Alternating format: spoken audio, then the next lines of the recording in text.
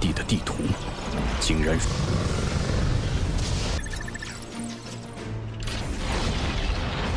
绝地的地图竟然各势力都对船长虎视眈眈，不能坐视他机会，这一场我有事无羽翼在。西皇军我也听说过，不可无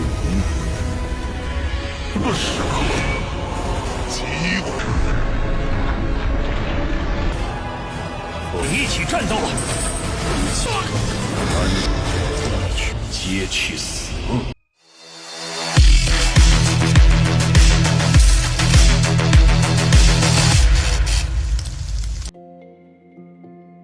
！Halo semuanya, selamat datang di Ruang Sinema. Bagaimana kabar kalian semua? Semoga selalu sehat dan baik-baik saja.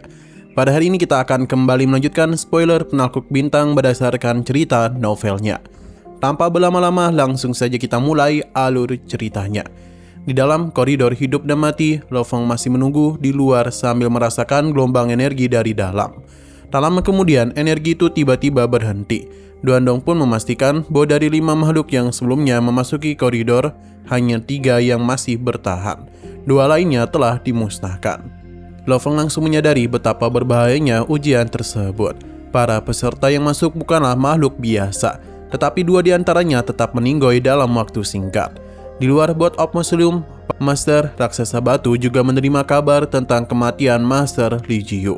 Setelah bertahun-tahun mengikuti Li Jiu, kehilangan tersebut membuatnya sangat terpukul. Dalam kemarahannya, dia bahkan mencoba menuju ruang kendali Board of Mausoleum. Tetapi dia itu gagal dan akhirnya hanya bisa kembali dengan perasaan putus asa.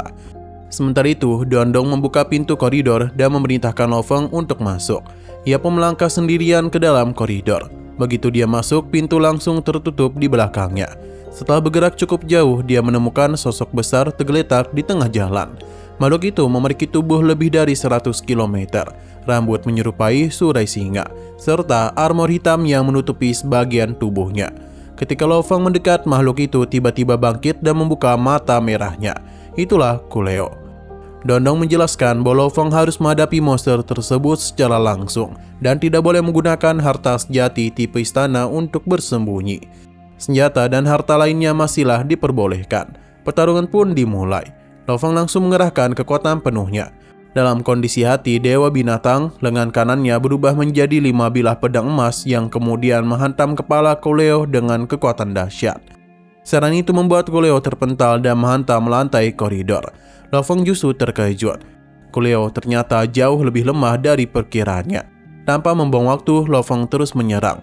Tubuh Kuleo berkali-kali dihantam, diinjak, dan dilempar ke dinding koridor. Namun di tengah serangan tersebut, Lo Fong perlahan menyadari sesuatu yang aneh. Kekuatan Kuleo mulai meningkat. Awalnya monster itu hanya memiliki kekuatan setingkat kesatria alam semesta senior. Namun setelah terus bertarung, kekuatannya meningkat menjadi master alam semesta tingkat 2, lalu tingkat 3, tingkat keempat hingga tingkat kelima. Semakin lama pertarungan berlangsung, semakin kuat juga Kuleo itu. Keunggulan Lo Fong pun perlahan menghilang. Ketika kekuatan Kuleo mencapai tingkat kelima, keduanya mulai bertarung dengan seimbang, dan Lo Fong bahkan mulai kesulitan menahannya. Saat itulah Lo Fong memahami kemampuan mengerikan monster itu.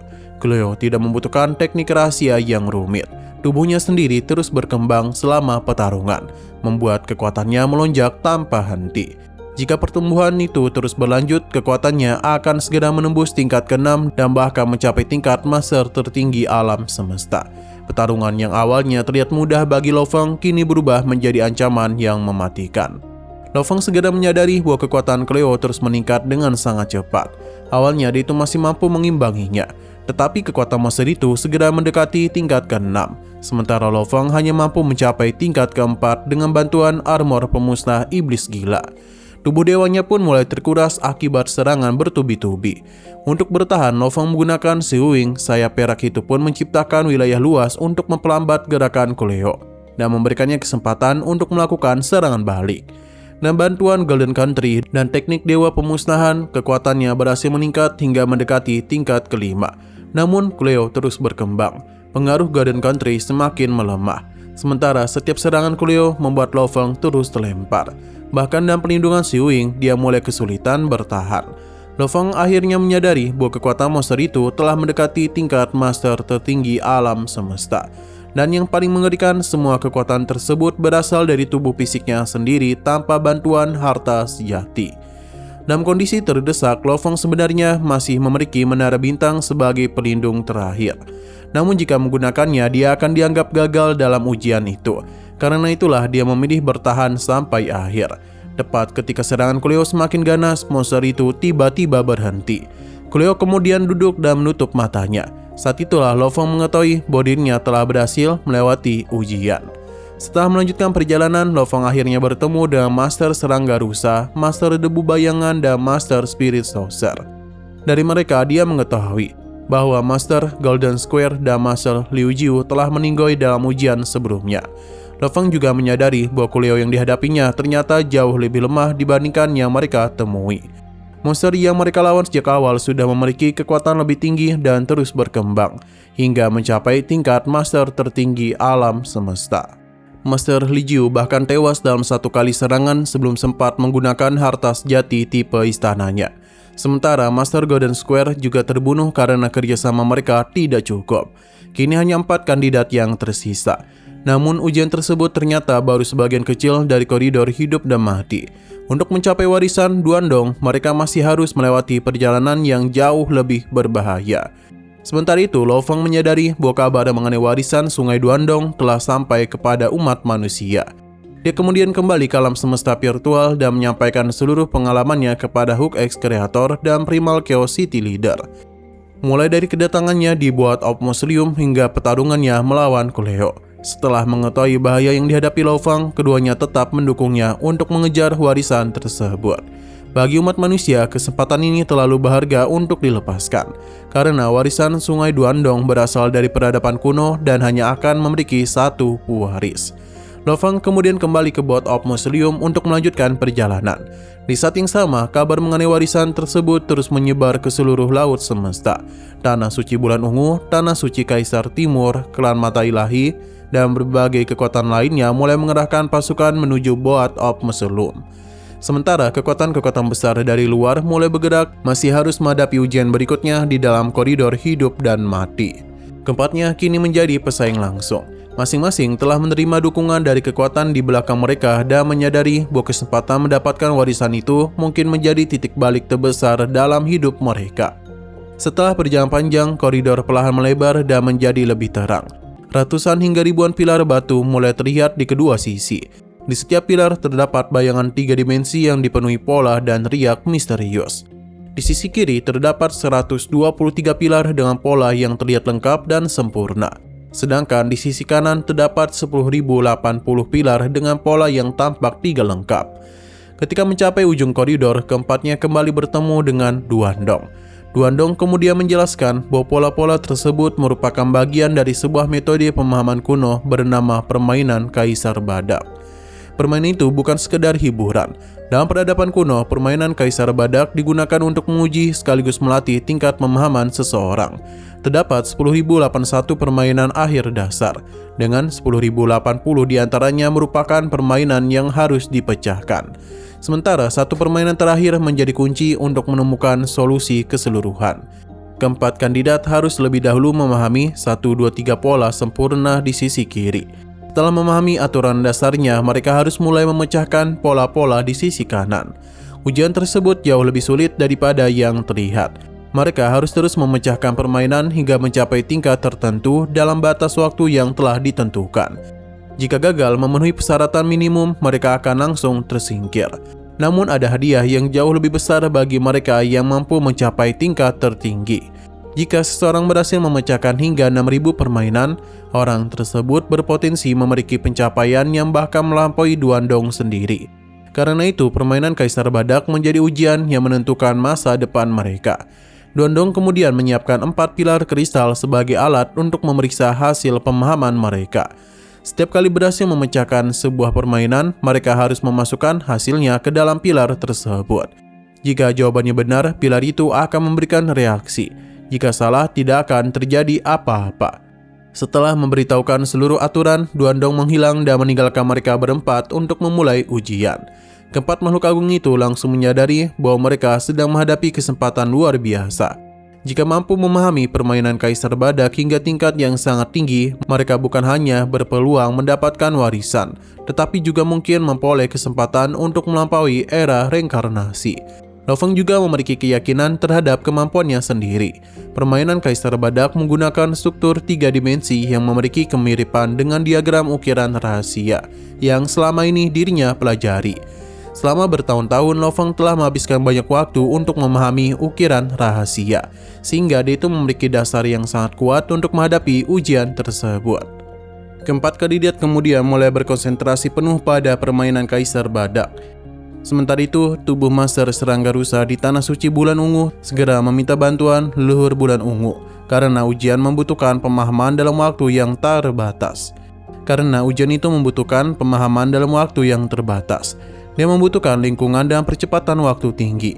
Leluhur Bulan Ungu kemudian mengatur agar tubuh Master Serangga Rusa memasuki sebuah ruang khusus bernama Circle of Time. Tempat waktu dapat dipercepat hingga 10.000 kali. Master Debu Bayangan dan Master Spirit Sorcerer juga meminta bantuan kepada klan Mata Ilahi. Mereka menggunakan tubuh lain dan ditempatkan di ruang dan percepatan waktu tinggi agar dapat terus mempelajari permainan Kaisar Badak. Umat manusia pun tidak tinggal diam.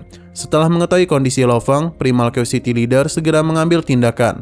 Tubuh laut terpencil milik Lo Feng dibawa menuju miniatur alam semesta Hook X Creator. Di sana, sebuah ruang khusus dengan percepatan waktu 10.000 kali akan disiapkan agar Lo Feng dapat memaksimalkan waktu untuk mempelajari permainan Kaisar Badak. Dan demikian, keempat kandidat pun mulai menggunakan seluruh sumber daya yang mereka miliki. Tidak ada lagi pertarungan fisik, tidak ada senjata yang digunakan. Hanya pemahaman, kemampuan menghitung, dan kecerdasan yang akan menentukan siapa yang mampu bertahan. Di dalam koridor warisan Sungai Duandong, sebuah persaingan baru dimulai. Dan kali ini Lo Feng harus membuktikan bahwa pemahamannya terhadap ukiran rahasia mampu membawanya melewati ujian permainan Kaisar Badak. Di dalam miniatur alam semesta Hook X Creator, Lo Feng terus mempelajari permainan Kaisar Badak. Pada awalnya dia bahkan tidak mampu memahami aturan dasarnya. Namun setelah mempelajarinya selama lebih dari 3 tahun, Lo Feng akhirnya menemukan pola tersembunyi di balik permainan tersebut. Dia menyadari bahwa permainan Kaisar Badak memiliki 9 aturan dasar yang sangat rumit. Ribuan elemen dasar disusun menjadi berbagai bayangan 3 dimensi, dan setiap susunan memiliki hubungan khusus dengan susunan lainnya. Karena kerumitannya itulah permainan ini tidak mungkin hanya dihafalkan. Seseorang harus benar-benar memahami prinsip di balik setiap pola untuk dapat memecahkannya. Setelah memahami aturan dasarnya, Lo Feng justru semakin tertarik. Dia menyadari bahwa permainan tersebut memiliki banyak kesamaan dengan ukiran rahasia yang selama ini dirinya pelajari. Pengalamannya dalam memahami diagram ukiran rahasia memberikannya keuntungan besar dalam menghadapi permainan Kaisar Badak. Di dalam perahu makam, Master Spirit Sorcerer akhirnya berhasil menemukan aturan dasar permainan dan membagikannya kepada Master Debu Bayangan. Keduanya menjadi semakin percaya diri karena kini mereka dapat bekerjasama untuk mempelajari permainan itu. Namun Lo Feng dan Master Serangga Rusa tidak terpengaruh. Keduanya masih tenggelam dalam pemahaman masing-masing dan terus mencari misteri yang lebih dalam. Pada saat yang sama, berbagai kekuatan besar dari 3 era reinkarnasi dan 2 alam semesta Tanah Suci mulai berdatangan menuju perahu makam. Klan Jan Surga menjadi salah satu kelompok yang lebih dahulu tiba. Master Iblis Jam Bayangan datang bersama 3 Master Alam Semesta dari klannya dan segera mengarahkan mereka menuju ruang kendali berdasarkan peta yang diberikan oleh klan Kerangka. Namun tidak lama kemudian berbagai Master Alam Semesta lain mulai berdatangan. Master Iblis Jam Bayangan berusaha menahan mereka di gerbang agar anggota klannya memiliki waktu cukup untuk memasuki perahu makam. Setelah sekitar setengah tahun, sebuah kekuatan yang jauh lebih besar pada akhirnya telah tiba. Sosok tua berjubah putih muncul di depan gerbang. Dia adalah Master Bintang Sejati Utara dari Tanah Suci Kaisar Timur. Kehadirannya langsung memberikan tekanan besar kepada Master Iblis Jam Bayangan dan para Master Alam Semesta lainnya. Dengan kekuatan seorang master tertinggi alam semesta serta harta sejati tingkat tinggi, Master Bintang Sejati Utara tidak perlu membuang waktu untuk berhadapan dengan mereka. Dia langsung membawa pasukan besar yang terdiri dari 20 master alam semesta, 200 kesatria alam semesta, dan 2000 makhluk abadi.